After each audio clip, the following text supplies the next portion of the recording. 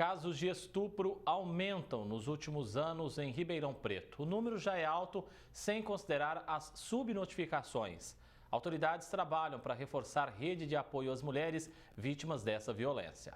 Dados da Secretaria de Segurança Pública apontam que no ano passado foram registrados 121 casos de estupro em Ribeirão. O número acompanha uma tendência de crescimento desde 2019. Naquele ano foram 74 ocorrências. Em 2020 caiu para 54. No ano seguinte, voltou a subir e atingiu 132 casos. Só que esse índice pode ser muito maior considerando as subnotificações. De alguns anos para cá, as campanhas de conscientização têm aumentado. A própria imprensa tem falado muito mais disso, as campanhas nas escolas, nas universidades, instituições têm feito muito mais campanhas de conscientização para meninos e meninas e para homens e mulheres. Então a gente entende que o número de denúncias pode ter aumentado em decorrência disso. A gente acha que a subnotificação é extremamente grande, porque pessoas ainda não sabem como denunciar, ou têm medo, ou têm vergonha, ou não têm suporte da família ou de pessoas próximas. A violência sexual é prevista em alguns artigos do Código. Ela pode ser contra vulnerável, que seria menor de 13 anos, ou quando a vítima, por algum meio, pode ser consumo de algum entorpecente ou algo que tire a capacidade dela de discernir se aquilo é certo, ou alguma deficiência intelectual, também é vulnerável. E tem o estupro, que é, no caso, quando a violência ou grave ameaça, a mulher é obrigada a manter relação sexual. Também tem a figura da importunação sexual, em que o autor ele comete um ato libidinoso para a vítima, contra a vontade dela. A violência, no geral, ela ocorre dentro de casa. O agressor, ele é conhecido, ele pode ser o companheiro, o marido, o filho, o pai, não necessariamente é uma pessoa de fora. O sinal de alerta não está aceso apenas para Ribeirão Preto. Outras cidades da macro-região também registraram alta no número de casos. Franca, por exemplo, fechou o ano com 75 ocorrências de estupro. Barretos teve 66.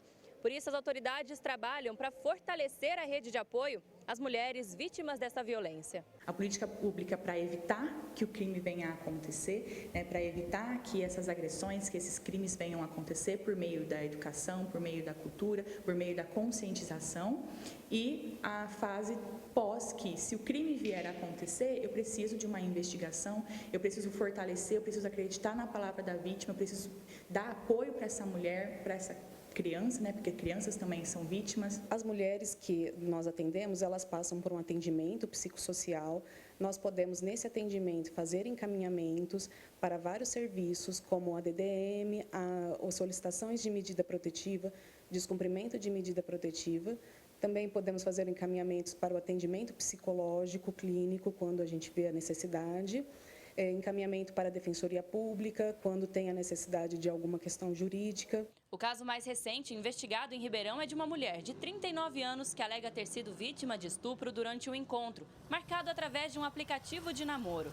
Segundo o boletim de ocorrência, ela foi até a casa do homem, tomou uma bebida e perdeu a consciência. A primeira coisa é procurar um atendimento médico, que lá eles têm um preparo de medicamento, exames que se faz para a vítima se recuperar ali daquela questão de saúde mesmo.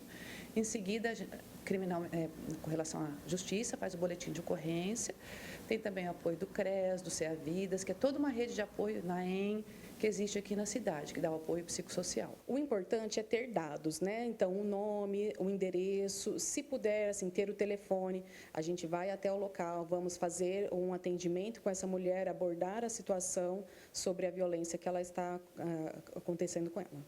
A pena mínima para esse tipo de crime é de 8 anos de reclusão, isso sem contar os agravantes. Só que muita gente ainda tem medo de denunciar. Para muitas mulheres, o processo vai fazer com que ela reviva novamente. Então, ela vai ter que contar de novo. Ainda existe no Brasil a chamada cultura do estupro, em que se culpabiliza a mulher, a forma com que ela se veste, ou alguma coisa que ela fala. Então, é como se fosse a culpa dela. Então, tudo isso faz que muitas vezes a vítima prefira não denunciar, sentindo que ela pode sozinha se livrar disso, ao invés de tentar punir o agressor, que pode fazer isso até com outra. Se tiver condições de sair de casa, pode ir na delegacia da Polícia Militar, ou fazer também, se quiser, a gente também tem a DDM, a Delegacia Especializada na Mulher.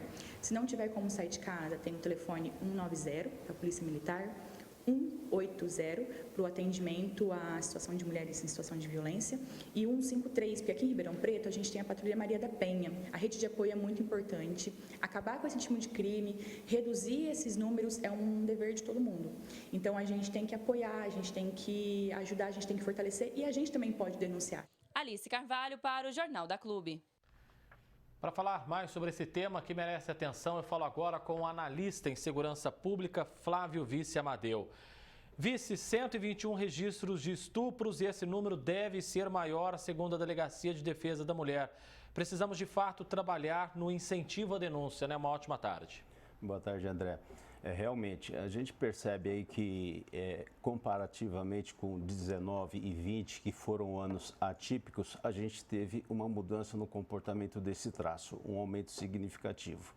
E em que pese que haja subnotificações, e devem haver bastante, isso a gente só pode ter uma estimativa, podemos concluir que esse número pode ser bem maior.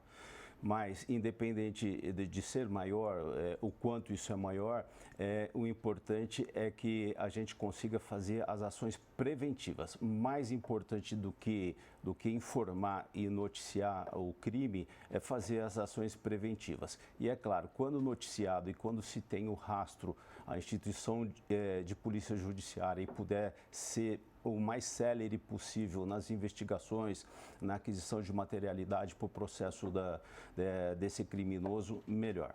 Toda essa celeridade a gente está prevendo, né, que seja realmente ali comprovado que esse acusado seja preso, que ele cumpra a pena, né? É evidente, a gente não queremos advogar para ninguém, mas é importante que isso seja apurado com justiça e com eficiência. Nem para que ele escape e nem para que se cometa injustiças aí, de repente, numa falsa denúncia. Mas a gente percebe que as pessoas realmente elas acabam não denunciando por todas essas questões que a entrevistada falou.